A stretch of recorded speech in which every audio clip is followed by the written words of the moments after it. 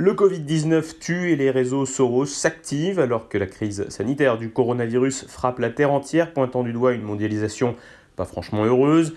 Les organes de diffusion de la pensée du lobbyiste milliardaire George Soros et ses disciples sont en branle. Un article diffusé par Open Democracy a particulièrement attiré notre attention. Ce site d'opinion, né en 2001, a pour but de faire la promotion d'idées dites progressistes. Financé par l'Open Society de George Soros, dont la proximité du nom laisse peu de place à l'imagination, ce site d'influence bénéficie aussi des bonnes grâces d'autres structures, du Charity Business mondial, le National Endowment for Democracy, la Ford Foundation ou encore le Joseph Rowntree Charitable Trust.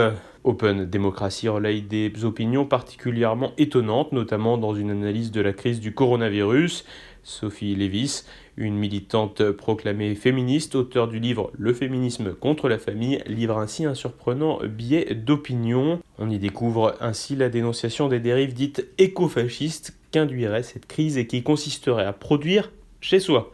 Mais la cible principale demeure la famille nucléaire, c'est-à-dire les gens qui vivent normalement, en famille.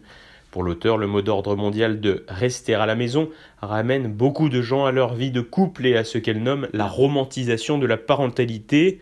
L'auteur semble très mal à l'aise à l'idée que certains puissent se réjouir de passer du temps avec leurs enfants et leurs conjoints.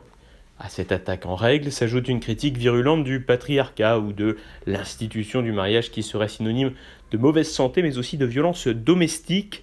Tout cela rendu possible à cause, selon Sophie Lewis, de la famille et de la propriété. L'auteur avance également une théorie, les personnes dites queer et féminisées seraient plus vulnérables dans un environnement capitaliste, d'où une ribambelle de propositions folkloriques allant de l'ouverture de toutes les prisons à la réquisition des hôtels et maisons de particuliers.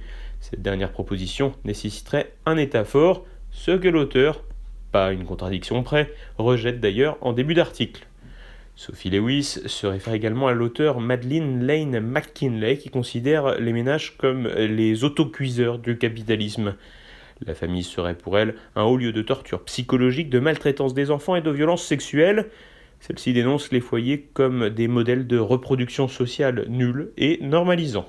Fondatrice du magazine Commune, en référence à l'insurrection parisienne de 1871, revisitée à la sauce antifasciste pro-minorité, cette petite maître à penser de l'extrême gauche américaine voit donc ses théories promues par un site d'opinion financé par des milliardaires, un état de fait d'apparence contradictoire mais qui ne l'est finalement pas complètement.